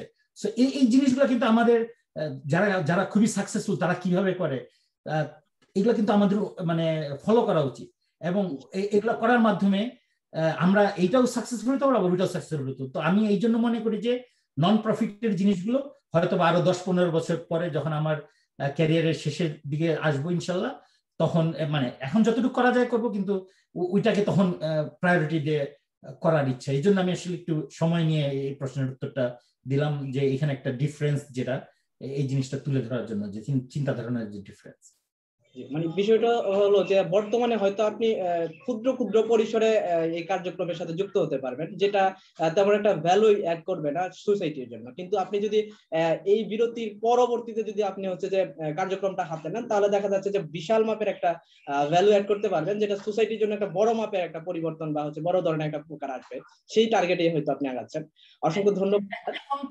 ব্যাপারটা অনেকটা অর্থনৈতিক ভাবে সাহায্য করা, যেখানে নিজের সময় ইনভলভমেন্ট কম, বাট পরবর্তী যেটা সেটা নিজের সময় ইনভলভমেন্ট, যেখানে ব্যাপ্তিটা অনেক মানে শুধু অর্থনৈতিক না, ব্যাপ্তিটা যাতে অনেক বড় রকমের কিছু হয়, সেই জিনিসটাই আমি আসলে মানে ডিফারেন্স বোঝাতে যাচ্ছি, যে আমার কতটুকু সময় আমি ব্যয় করব। অর্থনৈতিক ভাবে তো অনেক সময় আমরা অনেক জায়গায় সবসময় কম বেশি করতে পারি, নিজের সময় দেওয়াটা একটা ইম্পর্টেন্ট ব্যাপার মডেল মনে করি আর কি। বর্তমানে তো বিষয়টা হচ্ছে আপনি যেহেতু ক্যাপিটাল কার্যক্রমের সাথে আপনি যুক্ত আছেন, তা আপনার এক একটা সেকেন্ড বা এক একটা মুহূর্ত তো আপনার অনেক ভ্যালুয়েবল, অনেক মূল্যবান। এই সময়টা হচ্ছে যে আপনি যদি আপনার এই কার্যক্রমের সাথে দেন, তাহলে দেখা যাচ্ছে যে আরো কিছু প্রফিট এখানে আসবে, সেটা পরবর্তীতে হয়তো কোনো ধরনের উপকার আপনি লাগাইতে পারবেন সমাজের জন্য। এই বিষয়ে হয়তো এরকম ভাবে এটা এগোতে পারে। ধন্যবাদ স্যার। তো আমরা হচ্ছে যে একেবারে এখন ফিরে যেতে চাই আপনারা একেবারে শৈশব কৈশোর আপনার কোথায় কেটেছে, কেমন কেটেছে এবং কোন মজার ঘটনা কি আছে কিনা শেয়ার করা যায়। শৈশব কৈশোর আসলে আমার বাবার ট্রান্সফারেবল জব ছিল, তো বিভিন্ন জায়গায় ছিলাম। তার মধ্যে একটা ব্যাপক সময় আমি গাজীপুর এবং চৌরাস্তা, জয়দেবপুর এইসব জায়গায় আমি বড় হয়েছি। তারপর আমি এখান থেকে ক্যাডেট কলেজে যাই। ক্যাডেট কলেজে প্রায় আমি তখন 12 বছর বয়স। তো ক্যাডেট কলেজে যাওয়া আমার মির্জাপুর ক্যাডেট কলেজ, তো এটা আমার জীবনে একটা মানে টার্নিং পয়েন্ট ছিল, কারণ ফ্রম মানে 1988 সালে that is a different opportunity. সেখান থেকে পড়াশোনা করার পরে আমি ইন্টারমিডিয়েট পাস করে বুয়েটে ভর্তি হয়েছিলাম। ক্লাস শুরু হওয়ার আগে আমি জাপান চলে যাই স্কলারশিপ নিয়ে। সেটা আমার জীবনের আরেকটা চেঞ্জ।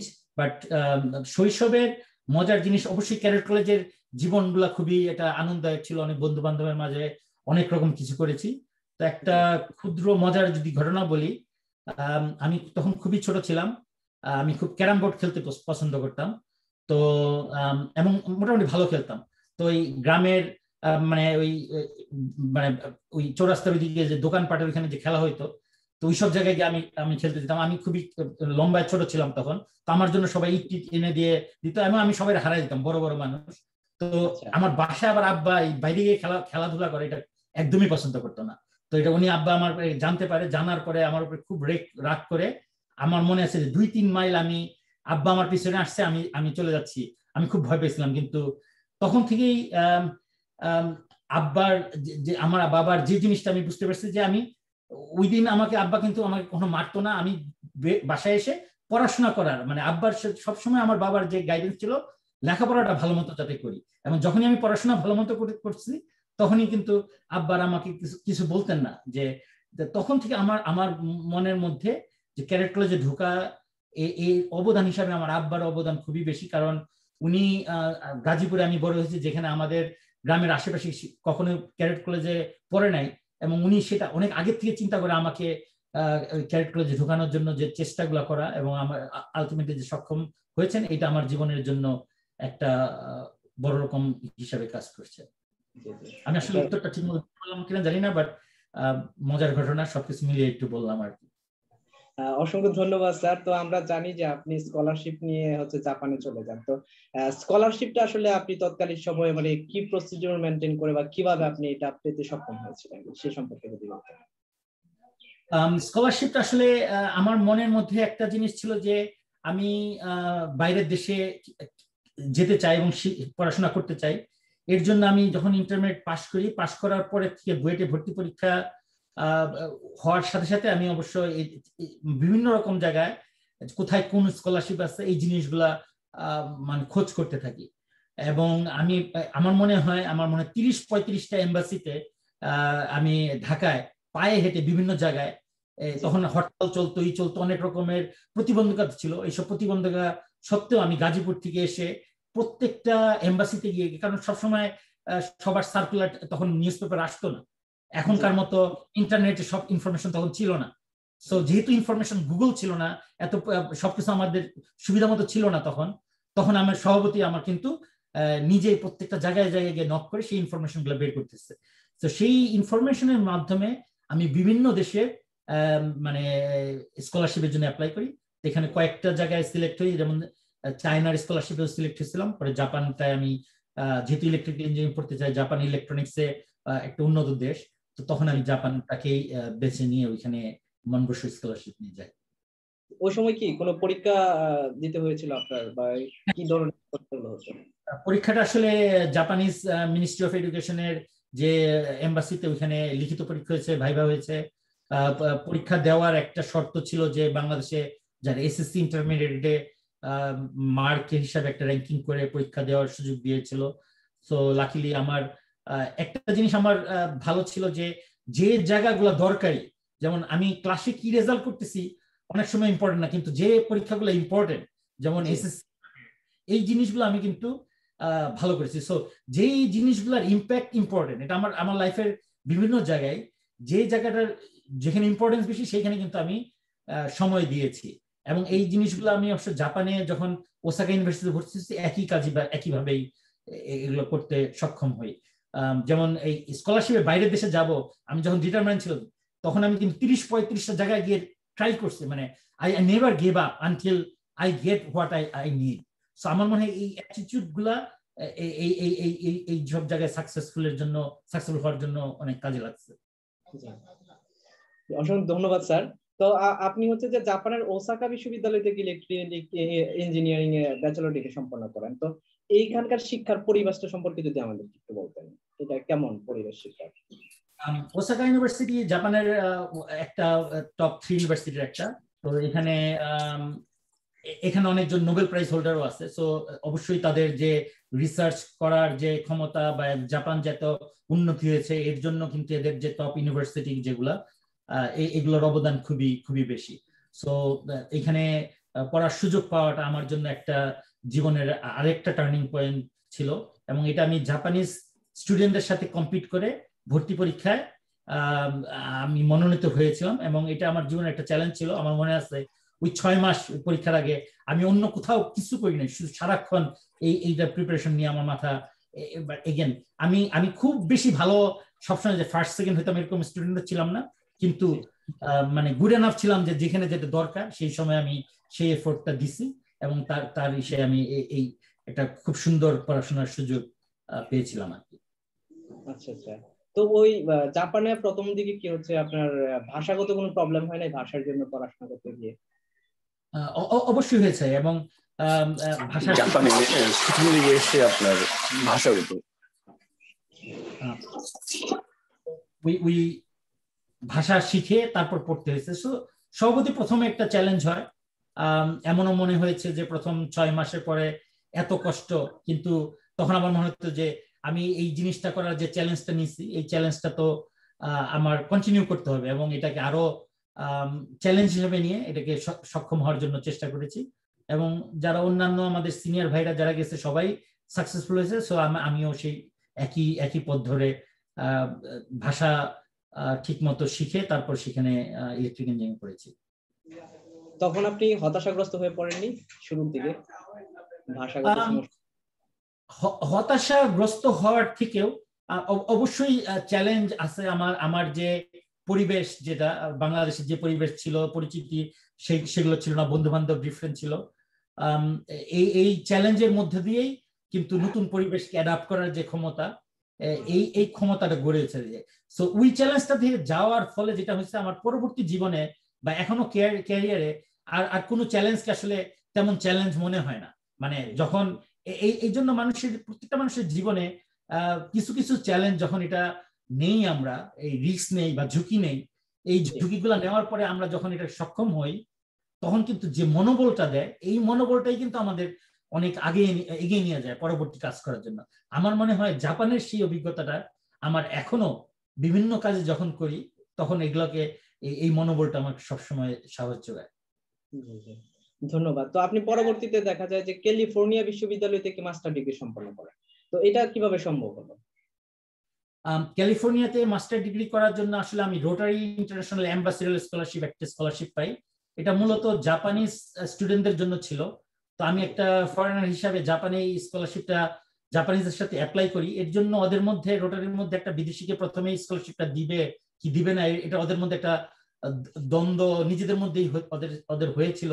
পরে ওরা চিন্তা করলো যে আমরা একটা ইন্টারন্যাশনাল অর্গানাইজেশন, আচ্ছা ঠিক আছে একে পরীক্ষা দিতে দেই। তো আমি প্রথম অ্যাকচুয়ালি ফরেনার হিসাবে এই স্কলারশিপটা জাপানের, তারা আমার স্পন্সর করে আমাকে ইউএসএতে আমি আসার সুযোগ পাই। আর ইউএসএতে আমি আসলে অনেকগুলো ইউনিভার্সিটিতে অ্যাপ্লাই করেছিলাম, তার মধ্যে থেকে ইউসিএলএ যে লস অ্যাঞ্জেলেস, এখানে আমাকে অ্যাকসেপ্ট করে, স্কলারশিপও পাই, সেই সুবাদে আমার পড়াশোনার সুযোগ হয়। জি জি। তো আপনি তো আগে জানতেন যে এটা শুধুমাত্র জাপানিদের জন্য স্কলারশিপটা, তো আপনি সেই জায়গা থেকে আপনি নিজে অ্যাপ্লিকেশন করলেন কোন ভরসাতে? আমার জীবনের এটা অনেক ক্ষেত্রেই আসলে এই জিনিসগুলো হয়। আসলে যেটা হয় যে রুল সবসময়, আইন নিয়ম এগুলো সবসময় থাকবেই, রাইট? সো আমরা যদি সম্ভব না ভেবে মানে আগে এগিয়ে যেতে না চাই, তাহলে আমরা কখনোই কিন্তু এটা চেঞ্জ করতে পারবো না, তাই না? সো তো চেঞ্জ করার জন্য কিন্তু আমাদের চেষ্টা করতে হবে। সো আমার ওই পদক্ষেপটা ছিল যে আমার তো হারানোর কিছু নাই, হয়তো আমার কিছু কষ্ট হচ্ছে, আমি হয়তো 3-4 জায়গায় একই রকম কষ্ট করবো, এক জায়গায় না এক জায়গায় তো সফল হবো ইনশাল্লাহ। তো আমি ওইভাবে তাদের সাথে তাদের বোঝাতে সক্ষম হয়েছি। শুধু বোঝাতে সক্ষম হই নাই, আমি যাওয়ার পরে আমি যখন লস অ্যাঞ্জেলেসে জাপানিজদের সম্পর্কে, আমেরিকানদের জাপানিজদের কালচার নিয়ে কথা বলছি, বিভিন্ন জায়গায় বক্তব্য দিচ্ছি, এবং এই জিনিসটা যখন আমি জাপানে বলছি যে আমার দ্বারা আসলে মানুষজন আমাকে আসলে আরো বেশি বিশ্বাস করছে জাপানিজদের কথা, আমি একজন জাপানিজ না হয়ে বলতেছি। এর পরবর্তী যেটা হচ্ছে এই রোটারি অর্গানাইজেশন থেকে অন্যান্য আরো ফরেনারের প্রতি তারা এই স্কলারশিপটা কিন্তু এক্সটেন্ড করছে। সো আমার মনে হয় এই জিনিসগুলা যে অনেক সময় নিয়ম আছে বলে করা যাবে না, এগুলো আসলে ভাবার থেকে চেষ্টা করাটা আসলে, এবং এই জিনিসগুলা রিস্ক নিয়ে ট্রাই করাটা মানে অ্যাপ্রোপ্রিয়েট মনে করি। আর আজকে হয়তো আমার সফলতার কথা এগুলো বলতেছি, এরকম অনেক কিছুই আমি হয়তো করছি যেগুলো কখনোই সাকসেসফুল হয় নাই, যেগুলো বিফলে গেছে। বাট মানে ওয়ার্ল্ডে আসলে সবাই কিন্তু কয়টা বিফল হলে এগুলা কেউ দেখে না। 4-5টা, আমি যে ক্যালিফোর্নিয়ার ইউসিএলএ তে অ্যাকসেপ্ট হয়েছি, এর সাথে যে আরো 5টা ইউনিভার্সিটিতে আমাকে রিজেক্ট করছে, সো এটা নিয়ে কিন্তু আমরা কথা বলতেছি না, তাই না? কিন্তু রিজেকশন থাকবেই মানুষের জীবনে, এটা বিজনেস ক্ষেত্রে হোক, যে কোনো কাজেই হোক, সবসময় দেয়ার উইল বি সাম মানে ফেলিয়ার অর রিজেকশন। বাট ওইটাকে বাদ দিয়ে যে কিনা আরো মানে ওইটাকে চ্যালেঞ্জ নিয়ে আরো বরং আরেকটা ট্রাই করে সাকসেস হয়, সেটা আলটিমেটলি অনেক অনেক দূর নিয়ে যায়। এবং এটাই মনে হয় আমাদের তরুণ প্রজন্ম সবার ওই দিকটা খেয়াল করা উচিত বলে মনে করি। অসংখ্য ধন্যবাদ। তো হচ্ছে কি যে আমাদের যারা লিডার হয় তারা তো চিরচারিত যে প্রথাগুলো থাকে সেই প্রথাগুলো আসলে কিছুটা ভেঙে দেয়, যার কারণে দেখা যাচ্ছে যে নতুন কিছু একটা সৃষ্টি হয়। যারা নেতৃত্বে থাকে বা হচ্ছে যে যারা হচ্ছে যে একটা চিন্তা করে অগ্রগতি সংস্কারের বিষয়ে, তো আপনারও দেখা যাচ্ছে যে জাপানের এই স্কলারশিপের জন্য আপনি প্রথম মানুষ যে বিদেশি হিসেবে একজন স্কলারশিপ অর্জন পেয়েছেন সেখান থেকে। আপনার তার পরবর্তীতে দেখা যাচ্ছে আরো অনেকেই পেয়েছে এই পদ ধরে। তো এটাও একটা ভালো একটা দৃষ্টান্ত আপনি স্থাপন করেছেন। তো আমরা জানতে চাচ্ছিলাম যে আপনার শিক্ষা জীবনে প্রথম পছন্দের জিনিস কি ছিল? শিক্ষা জীবনের ক্যাডেট কলেজ আসলে আমার জীবনে একটা বিশাল অংশ জুড়ে রয়েছে। সেই শিক্ষাটা আমার জন্য খুবই একটা ইম্পর্টেন্ট জিনিস ছিল। একটা জিনিস আমি কেন এখানে উল্লেখ করতে চাই, আমি যখন গাজীপুরে একটা ছেলে, ওইখান থেকে আমি যখন ক্যাডেট কলেজে গেছি, তো এখানে সবাই মনে করে আসলে যে টিচার ভালো, লেখাপড়ায় ভালো, এই জিনিসগুলো মানে ভালোই জন্য ভালো। আসলে আমি মনে করি আসলে সবচেয়ে বেশি লাভবান যেটা হয়েছি এখানে আমার বন্ধু বান্ধব কারা। সো এই পড়াশোনা তাদের সাথে এখানে ক্যাডেট কলেজ যেটা হয়েছে, এখানে অনেক সাকসেসফুল মানুষের ছেলেরাও আছে, আবার গ্রামাঞ্চল থেকে আসছে এরকমও আছে, বিভিন্ন রকম সোসাইটির মানুষের তাদের যে চিন্তা ধারণা। আমরা যে ক্যাডেট কলেজে 50 জন বা 300 জন, তারা বিভিন্ন রকম ব্যাকগ্রাউন্ডে আছে। কারো বাবা হয়তো বা দেখা যাচ্ছে দেশের প্রথম সারির সাকসেসফুল লোকজন, আবার কারো দেখা যাচ্ছে আমার মতো শহরতলি থেকে এসে বিভিন্ন জায়গা থেকে এসেছে। এই চিন্তা ধারণার যে একসাথে হওয়ার যে সুযোগটা, আমি মনে করি এই জিনিসটা আমি আসলে খুবই এনজয় করছি আমার শিক্ষা জীবনে, এবং এটাকে আমাকে অনেকভাবে প্রভাবিত করছে। কারণ আমরা কিন্তু আমাদের যারা বন্ধু বান্ধব তাদের দ্বারাই কিন্তু আমরা বেশি প্রভাবিত হই। এবং এটা জাপানে গিয়েও শিক্ষাক্ষেত্রে একই জিনিস হয়েছে। কারণ আমি যখন জাপানে গেছি, প্রায় 40টা দেশের ফরেন স্টুডেন্ট একসাথে আমরা জাপানিজ ল্যাঙ্গুয়েজ পড়ছি, এবং এই 40টা দেশের স্টুডেন্ট 100 জনের চিন্তা ধারণা কিন্তু 100 রকম। এবং তাদের সাথে তারা কিভাবে চিন্তা করে, আমরা সাধারণত কিন্তু যারা আমরা নিজেদের মতো চিন্তা করি 5 জন আমরা একসাথে হলে কিন্তু এটা কমফোর্টেবল, এটাই স্বাভাবিক, তাই না? কারণ আমরা সবাই একই জিনিস বিশ্বাস করি, একই কালচারে একই জিনিস খাই, একই জিনিস করি, তো এটাই কমফোর্ট। এবং কিন্তু এই কমফোর্ট জোনের বাইরে গিয়ে যখন আরেকজন অন্যভাবে চিন্তা করতেছে এবং তারা কেন চিন্তা করতেছে এবং সেটা বোঝা, সেই গ্লোবাল যে পার্সপেক্টিভটা, এটা কিন্তু আমি ওই ক্যাডেট কলেজ থেকেই কিন্তু শুরু হয় মানে। এবং সেই জিনিসটা কিন্তু পরবর্তীতে বিভিন্ন জায়গায় বিভিন্ন ভাবে এটা এক্সপ্যান্ড হয়। তো আমি শিক্ষা জীবনে অ্যাকচুয়াল বইয়ের যে লেখাপড়ার থেকে এই যে অভিজ্ঞতার আলোকে যে শিক্ষা, এই জিনিসটাই মনে হয় বেশি এনজয় করছে, এবং এটা আমার পরবর্তী জীবনে অনেক অনেক অনেক কাজে দিয়েছে। অসংখ্য ধন্যবাদ। আপনার হচ্ছে একটু ব্যতিক্রম, সবকিছু চিন্তা ভাবনাতে একটু আপনি ব্যতিক্রম কিছু সেট আপ করেছেন আপনার জীবনে, এটা আপনার আলোচনা থেকে বোঝা যাচ্ছে। তো আমরা জানতে চাচ্ছিলাম আপনার যে আপনি দীর্ঘদিন যাবৎ প্রবাস জীবনে আছেন, তো সেখান থেকে বাংলাদেশকে কেমন মিস করছেন? অবশ্যই মিস করছি। আমার বাবা মা বাংলাদেশে আছেন, আমার বোন আছেন, এছাড়া আত্মীয় স্বজন অনেক বন্ধু বান্ধব সবাই বাংলাদেশে। তবে একটা সুবিধা যে আমি এই মহামারীর আগে আমি অনেকবার কিন্তু বাংলাদেশে যেতাম বিভিন্ন রকমের কাজে হোক। প্রত্যেক বছর আমি অ্যাটলিস্ট 2বার অল্প সময়ের জন্য হলেও আমি কিন্তু গিয়েছি, অনেক সময় 4বারও গিয়েছি। সো আমি একদিকে মিস করি ঠিকই, আবার অন্যদিকে দেশের সাথে যে সম্পর্কটা রাখা বা দেশের জন্য যে কাজগুলা করা বা ওই জিনিসগুলো কিন্তু একইভাবে করার চেষ্টা করি। আর আমাদের এখানে সিলিকন ভ্যালিতেও কিন্তু আমাদের একটা বাংলাদেশি কমিউনিটি রয়ে গেছে যারা খুব ভালো, তো সেখানে অনেক রকমের কার্যক্রম হয়। সো অবশ্যই আমরা মিস করি, আবার সেই সাথে আমাদের একটা নতুন জগৎ গড়ে তুলে সেই জায়গা থেকে এগিয়ে যাওয়ার চেষ্টা করি। এটাই। অসংখ্য ধন্যবাদ স্যার। সম্মানিত দর্শক, আমরা আজকে কথা বলছি আবুল নূর জামান স্যারের সাথে। তিনি ভাইস প্রেসিডেন্ট প্রোডাক্ট মার্কেটিং এট এক্সপেরি কর্পোরেশন। আপনাদের যদি কোনো কিছু জানার আগ্রহ থাকে তাহলে আপনারা প্রশ্ন করতে পারেন, সেই প্রশ্নের উত্তর দেওয়ার চেষ্টা করবেন আমাদের অতিথি। তো স্যার, আমরা জানতে চাচ্ছিলাম যে আপনার ভবিষ্যৎ পরিকল্পনা কি, আপনি ভবিষ্যতে কি করতে চান? আমার ভবিষ্যৎ পরিকল্পনা কিছু নিজের পার্সোনাল ক্যারিয়ার বা অ্যাসপিরেশন থেকে কিছু পরিকল্পনা আছে। অবশ্যই এখানে আমার কর্মক্ষেত্রে আরো সামনে এগিয়ে যাওয়ার যে চেষ্টা বা এগুলো সবসময় থাকবে। বাট আরেকটা পরিকল্পনা যেটা আছে সেটা হচ্ছে বাংলাদেশকে নিয়ে, কারণ আমি বাংলাদেশকে নিয়ে কিছু কাজ করেছি, অনেকগুলো কোম্পানিতে ইনভেস্ট করেছি, বিভিন্ন কর্মক্ষেত্র তৈরি করার সুযোগ করতে পেরেছি। বাট এটা অনেক বৃহৎ আকারে করার, যখন আমি প্রায় আরো অনেক বছর পরে যখন আমার এই কর্মক্ষেত্রে আমি অনেকটা রিটায়ারমেন্টের দিকে যাব, তখন এটাকে আরো বৃহৎ আকারে একটা ব্যাপক কর্মসংস্থান যাতে তৈরি হয়, একটা ইন্ডাস্ট্রি, সেই জায়গায় কন্ট্রিবিউশন করতে চাই, এবং সেটা আমার ভবিষ্যতের একটা বড় রকমের পরিকল্পনা অবশ্যই আছে। অসংখ্য ধন্যবাদ। আপনার এই পরিকল্পনা যাতে বাস্তবায়িত হয় এই জন্য আমরা আপনার কার্যক্রমের প্রতি শুভকামনা জানাচ্ছি। তো আমরা বরাবর আমাদের প্রত্যেক অতিথিকে একটা প্রশ্ন করে থাকি যে আমাদের যে লার্ন টাইমের জীবনের গল্প থেকে শিক্ষা অনুষ্ঠান, এখানে এই প্রোগ্রামটা আসলে কেমন বা সেটা কিভাবে আপনারা দেখছেন, এই সম্পর্কে যদি বলতেন। হ্যাঁ, আমার মানে খুবই ভালো লাগছে এই প্রোগ্রামে অ্যাটেন্ড করতে পেরে। এছাড়া আমি আগেও কয়েকটা প্রোগ্রাম আমি নিজে শুনেছি, এবং আমার এই উদ্যোগটাকে আসলে খুবই সময় উপযোগী বলে মনে হচ্ছে, এবং এর মাধ্যমে আমাদের শুধু জীবনের গল্পটা সবার সাথে শেয়ার করা না, বিভিন্ন রকমের তরুণ প্রজন্ম বিভিন্ন জিনিস জানা শোনার একটা সুযোগ পাচ্ছে। এটা আমি মনে করি খুবই বড় একটা কন্ট্রিবিউশন, এবং আমি এই জন্য লার্ন টাইম এর যে কর্তৃপক্ষ এবং আপনাকে এবং যারা এর সাথে জড়িত সবাইকে আন্তরিক অভিনন্দন জানাই এই সুযোগটা তৈরি করে দেওয়ার জন্য। অসংখ্য ধন্যবাদ স্যার। আমরা আজকের মতো এখানে বিদায় নিব। এর আগে আপনাকে আর আপনার প্রতি বিশেষ কৃতজ্ঞতা প্রকাশ করছি যে আপনার শত ব্যস্ততার মধ্যেও লার্ন টাইমকে সময় দিয়েছেন। সম্মানিত দর্শক, আপনাদেরকে আমি বরাবর একটি কথা বলি যে সাফল্যের পিছনে নয়, দক্ষতার পিছনে ছুটুন। দক্ষতা অর্জনের কলা কৌশল জানতে লার্ন টাইমের সাথেই থাকুন। দেখতে থাকুন জীবনের গল্প থেকে শিক্ষা অনুষ্ঠান। পরবর্তী অনুষ্ঠান দেখার আমন্ত্রণ জানিয়ে আজকের মতো আমরা এখানেই বিদায় নিচ্ছি। ততদিন ভালো থাকুন, সুস্থ থাকুন, লার্ন টাইমের সাথেই থাকুন। ধন্যবাদ। ধন্যবাদ সবাইকে।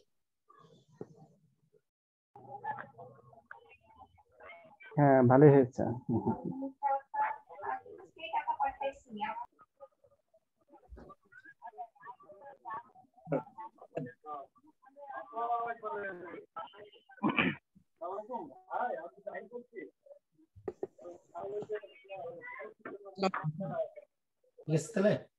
Thank you so much for আমি তো লাইভ আছে এখন offline. Thank you Nuruzzaman, thank you, অনেক গল্পগুলো ডিটেইলস শোনা হলো। Thank you. আচ্ছা, এখন ওই মোট কতগুলো আছে, মানে এই মানে ফান্ডিং এর অ্যামাউন্টটা কত বড়, এটা কি ডিসক্লোজ করা যাবে? এটা আসলে তো আমরা ডিসক্লোজ করি না, তো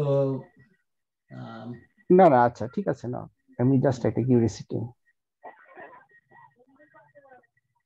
স্যার, আমি বলছিলাম তাহলে আমাদেরকে পরবর্তী গেস্ট একটু রেফার করবেন।